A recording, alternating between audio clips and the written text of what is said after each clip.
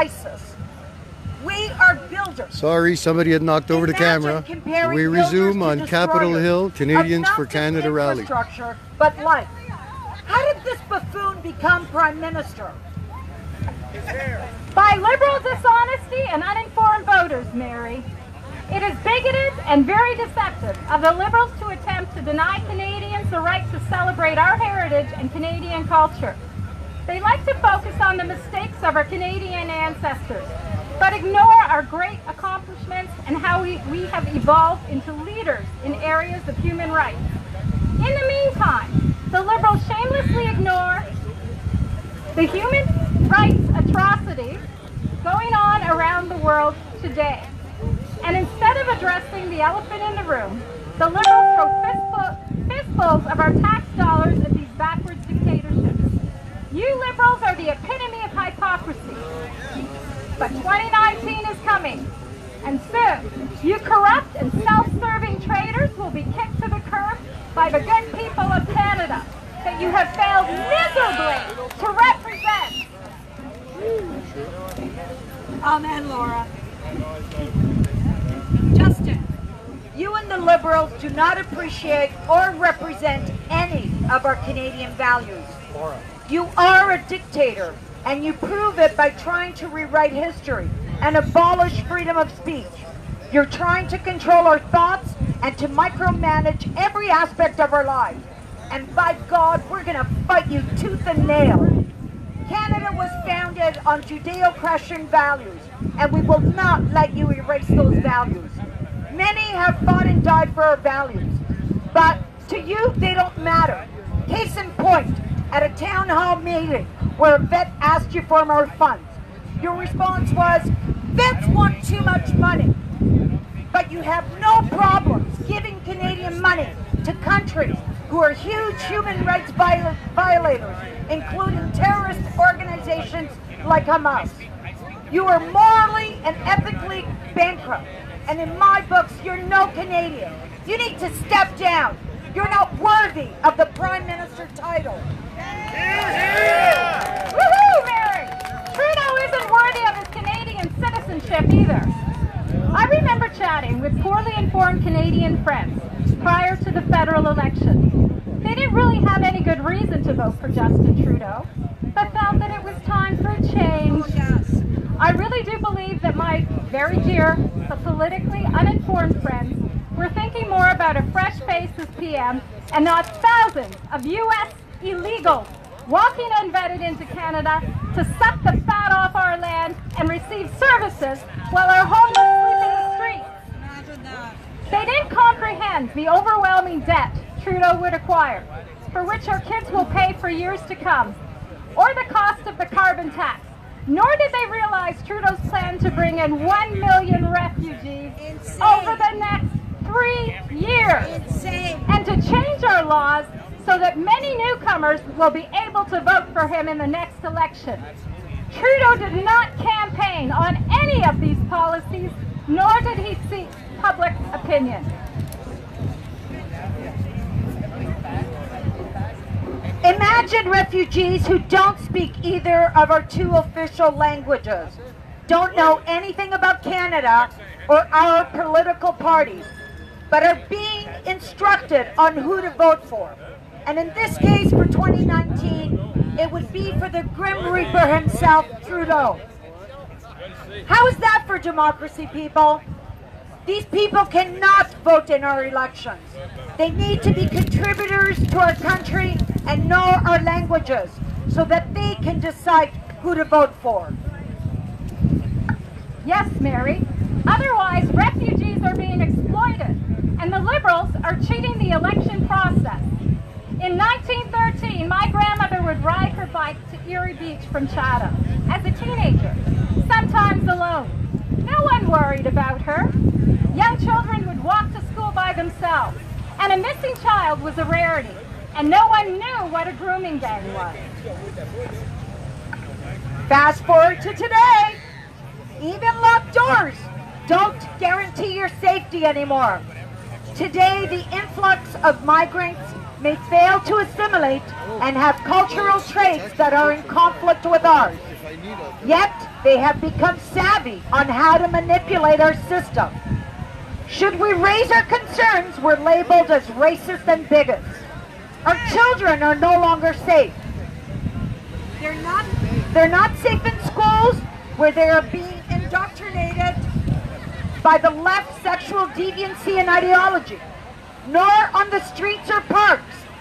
We now see children as victims in some gang-related shootout near the sandbox. This is not the Canada I knew. Not even close. The crime spike in the GTA area alone this year is frightening. And the details and full identity of those charged are often omitted by mainstream media. Our border police have been warned by CISAs to watch for brutal MS-13 gang members, who they predict will be migrating here to set up, or shall I say, just walking across the border to set up new cells in Canada. How are our borders being secured, aside from the RCMP acting as bellhop service? Ralph Goodell, what are you doing to secure the safety of Canadians? Terrorists, illegals, gang members are crossing our borders from America without going through the proper channels, and they're living amongst us. And we have your words to reassure us that we're safe? Do you feel safe? Because I sure as hell don't. I invite you liberals to take in all these illegals and asylum seekers instead of billing us, the taxpayers. Hear, hear, Mary! Hear, hear! And whether it's pandering for votes or due to foreign influence, the Liberals have allowed criminals and unvetted foreigners into Canada, knowing that this will mean the assault and death of Canadian citizens and our children and grandchildren.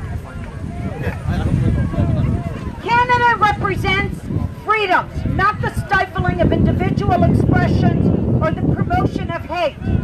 But this current government labels anyone with a differing opinion as a hater or racist.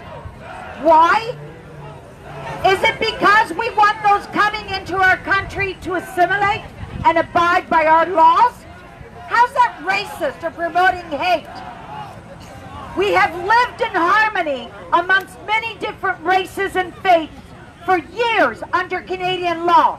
And now our judicial system's verdicts or sentences are lessened due to different cultural backgrounds? We all come from different cultural backgrounds.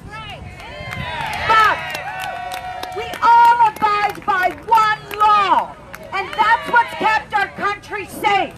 But no more under this corrupt and vote-pandering government. Our Canadian laws must apply to all.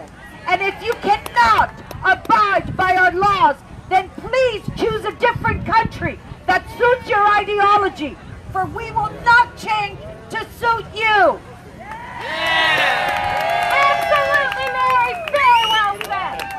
And to help resolve the situation, I'll tell you what I want as a regular Canadian.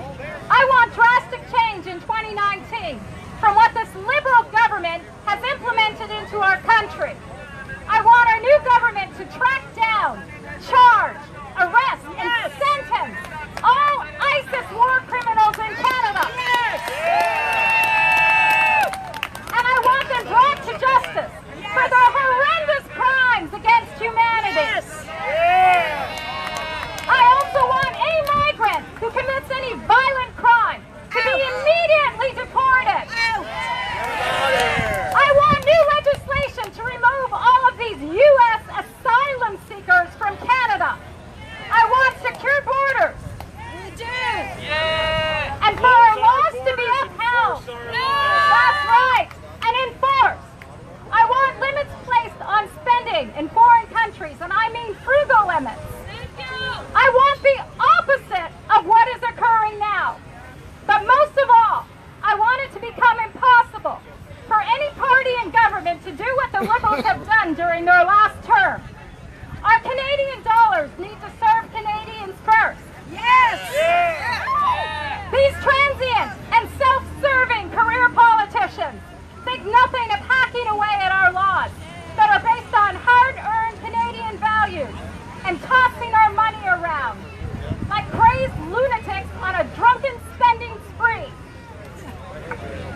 for sure, they're all drunk.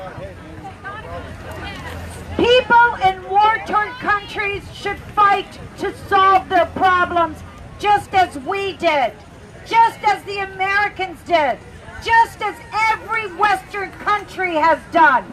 As for refugees and asylum seekers, of course we should try to help these unfortunates, but we can't solve the world's refugee crisis. We do not have the capacity. The question also arises as to why we are not helping the persecuted Christians in Muslim land. Are they not deserving of at least the same consideration as the Syrian refugees? We can assist these war-torn countries financially, as we are already doing. We are still giving money to their motherland while taking these people in here and assisting with housing and all other resources that even our own struggling people don't get. So why the double expenses? How does this make sense? This is not helping anyone in my eyes, and it's a temporary fix, not a long term. I am sure that there are better ideas that can be implemented. I'm sure there's a better government that can be implemented, Mary. I would like to see a limit placed on immigration and refugees, and the return of the expectation that immigration is based on what an individual can contribute to Canada instead of what Canada can do for a foreign individual. That's right! That is right! Where our streets erupt into crime and violence due to the influx of all the so-called asylum seekers, incompetent vetting, and massive immigration, where will the Trudeau government be? This man is incapable of even naming terrorism, let alone penalizing the notorious ISIS fighters who have raped and tortured children, buried families alive, and tossed LGBTQ people off of buildings for sick kids. Perhaps we should demand to know where these criminals of war live, so that our loved ones are safe to walk the streets and to choose their way of life as our Canadian laws mandate. That's right.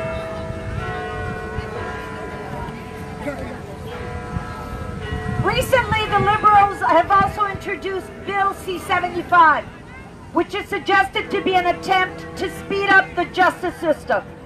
Reading through it, it seems they've reduced sentences on serious crimes. Why?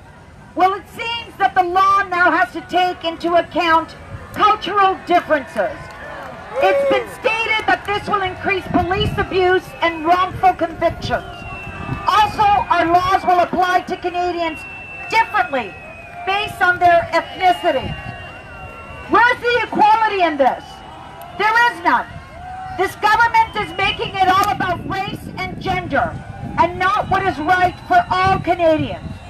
We need to be consulted when major changes are going to be made to our laws or new bills are introduced.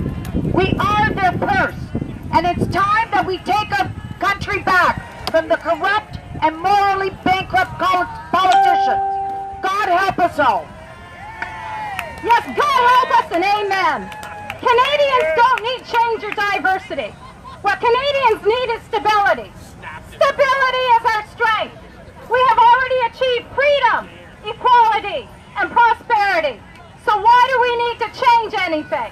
I'll tell you one thing that Canadians all across the country want to change, and that's the Liberal government.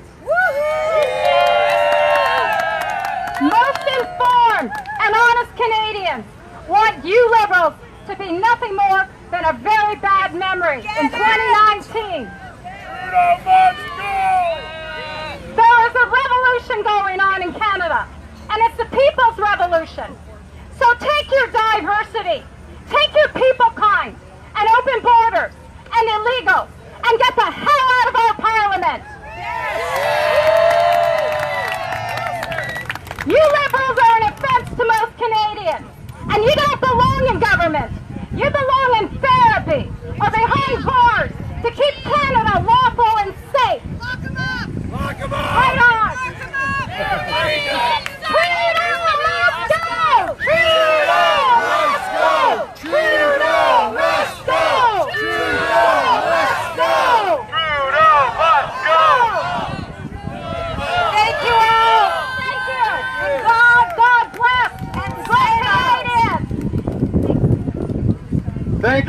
much, girls. That was an awesome speech. I gotta say, really good points. And I have to agree with 99.999 of them. So, I want to introduce, she's known as Gina, she's known as G.I. Jane, and she's also known as Porsche, a C3 member and a good friend to the Patriot movement. Porsche.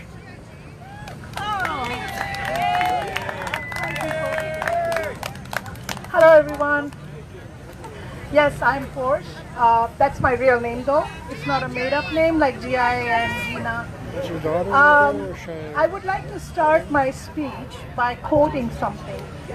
It says, "Freedom always dies when criticism ends." Now, this is what our current liberal government is trying to do, is trying to kill the criticism that holds the freedom. I would like to talk about the threat that Canada and all the Western nations are facing today. Now, before I go into detail of the threats, I would like to tell you about myself. I come from Pakistan, Karachi. Born, raised in that country, an infidel, obviously born, but my mother was a Muslim. So my half family is Muslim and my half family is Zoroastrian. I was married to a Muslim, spent a horrific life with that man till he died of cancer, and I was free again. But what they tried to do is not let me be free. They tried to take away my children. My daughter was 14, so I was able to fight for my daughter so that she didn't get married when she was 9. Or maybe earlier. Some get married when they're born. My other daughter was really 9 when I came here. So I saved them from that brutality, that threat. I saved my daughters from the threat of Sharia law, from the suppression of Sharia law, the suppression of Islam, slavery of Islam. So now back to the threat that we are facing here. Now, we left Pakistan, came here, begged for asylum. We were refugees. We escaped. We came here to the sanctuary country, the haven for us, where we were free. Freedom, you guys have no idea what it is. We know what freedom is. We have not been free in all our entire life. So when we come to a free country, we will cherish it, give our lives for it. But what happens? We came here happy. All of a sudden I'm seeing, now people are talking about illegal immigrants, refugees coming in, and the threats we are confronting. So here I go. The threat is the agenda to destroy the Western nations, of course Canada inclusive, and the white race. I am a brown person by birth, will always remain brown, but I stand by the white race because growing up I heard from these Muslims that these whites are to be eliminated. The Western countries will be taken over. All my life I heard that. But now I am seeing the threat right here, right at the door. It's already happening. It's already happening in Europe. Europe has reached to the climax of the threat. We are not yet there. But this is why we need to open our eyes and wake up and realize that we need to stop that threat now.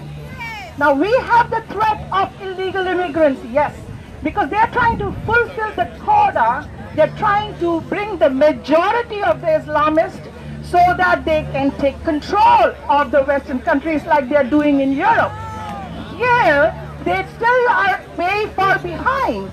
That is why Trudeau wants to bring in as many refugees as possible. Right. So what they do, the methods to accomplish their goal, they open borders. They use multiculturalism and diversity, which is me. Yay! I am here, but I am diverse. Yeah, okay, I have brown skin, but I am Canadian. I am not Pakistani. I am not Zoroastrian. I am not something else, a woman. I am a Canadian. And I live in a free country. And I want to keep this country free for my grandchildren who is here with me today. I fight for her today. Now, in guise of humanity, multiculturalism and diversity, Western countries are ordered to take in thousands and thousands of refugees. How is this a threat? I already explained it to you, so they can be in majority. Now, by taking unlimited number of refugees of a specific ideology, one ideology, that is not diversity. That is killing the diversity of all the races, all the religion, everything.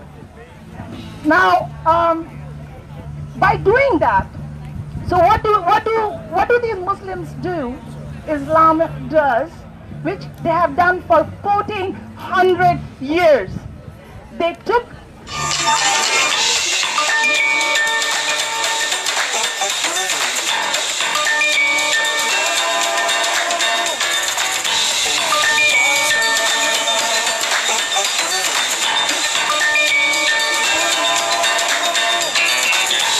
forwarded towards Southeast Asian countries, Far East Asian countries, and West.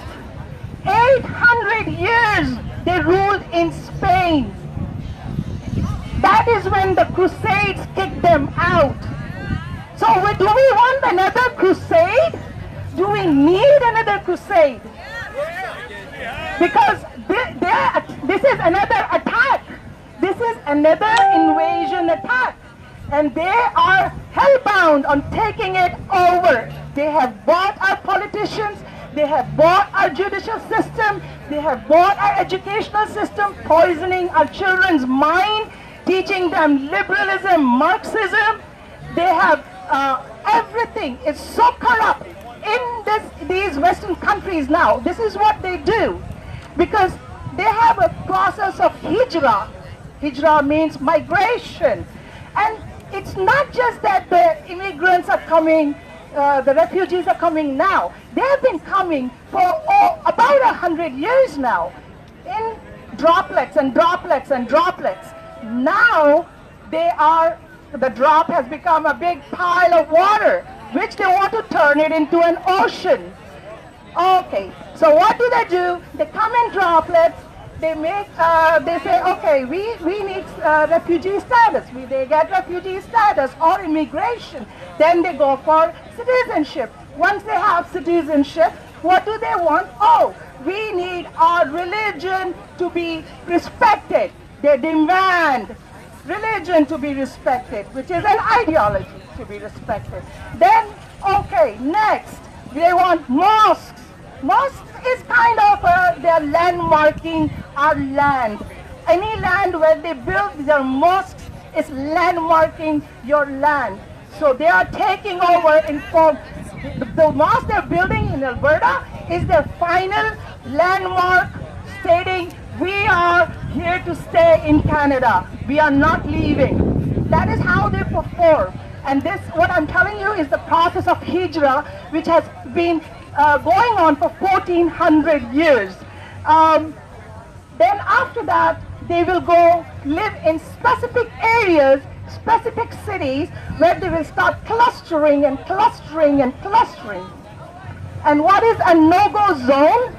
Which right now a lot of European countries have it. No-go zones. We will also have no-go zones in our country very soon. Mississauga is full. Brampton, you will barely find white space. I was there, I was scared. I was threatened. I actually got into fights too. I always do. So, So this is what they do. So when they get into one location, they take over. Now, the thing is, we are talking about tolerance. I talked with a few people and they said, Canada is a tolerant country, so we cannot be intolerant with these people. Okay, great, we are very tolerant people. But what about those people? They are not tolerant, they don't want to live in the different places, they don't want to integrate, they want to have separate places. So when they build no-go zones, even the cops, even the law enforcement authority or the paramedics are not allowed until they give you permission to enter that Muslim region. That they take over a state into a state. That is what they do. They build small states into your states, and then that's how they come and take over the entire state. So they're building armies, training the terrorists. Everything they need to do, they do in those no-go zones. They have no law there. It's their own law. They implement their Sharia law. Then they demand for Sharia court, which is coming already. Ikra Khalid, who is also from Pakistan, I know where she is from and where she's coming from. She is a part of Muslim Brotherhood, who's trying to bring in Sharia law. A lot of people argued that Sharia law is nothing to do with Islamophobia. Of course it is. Islamophobia was created by these Islamists to shut people up, to kill the criticism about Islam. So that once it is done, and if they bring this law, blasphemy, Islamophobia law, no one can criticize about Islam. So this is how they kill your freedom of speech. So they are taking bit by bit from you, so you scream a little, ouch, ouch, ouch, and then what happens? Eventually you feel, oh my God, I have no more clothes left, I have nothing left, even my skin is gone, even my blood has been drained. So you don't realize it, but your entire being will be eliminated. So wake up, people, and do something that needs to be done, which is get a government which will defend the country, not a government that will come and then replace the liberals and do the same thing. And that is about all I would like to say for today. Hopefully you can follow me on my Facebook and see what I have to say. All right, thanks. Thank you very much, Park. Another great patriot, 100% for Canada and its cause, and an immigrant. We're so racist. We're just a bunch of racists. So I'd like to introduce, actually in Ottawa we don't have to introduce her, most people know her, but this is Stephanie McAvoy, and she's going to come up, say a few words, and then lead us into the Tommy Robinson tribute. So if you want to step up, I'll pass you the mic, and you're off and running. Hi everyone! I'm really happy that you're out here today standing up for Canada. Can you hear me? Good? Sorry for the heat. You're awesome patriots.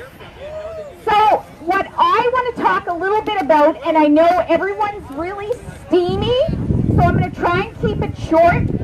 I think what we're missing is history. We need to recognize history. Our history is being rewritten and disrespected. So I'm going to hold up something, see if you can say what it is. Anyone know what this is? Do you know what's written inside that tower? Do you know what's inside this building that you own, the taxpayer? Do you know what's written, inscribed on the wall? Scripture verses. We need to return. Now, do you know what this is?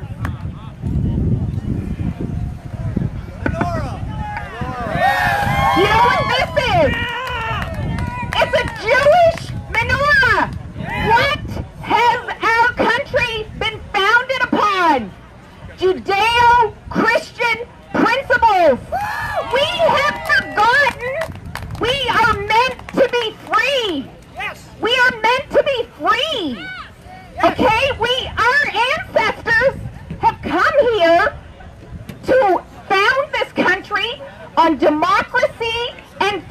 dumb. You know, I have friends who call me up. They have been put in prison in the Middle East because, as my one friend, as a teenager, she would not wear the hijab. So why aren't we listening? Why isn't the government listening to those people? What, don't they have compassion? Don't liberals have any compassion? You know what? My friend was put in prison as a teenager, tortured on her face. She has a scar on her face. Now you might, if you ever met her, it may have been cleft palate. No. She was tortured on her face. Think of how sensitive your face is. Why aren't we listening?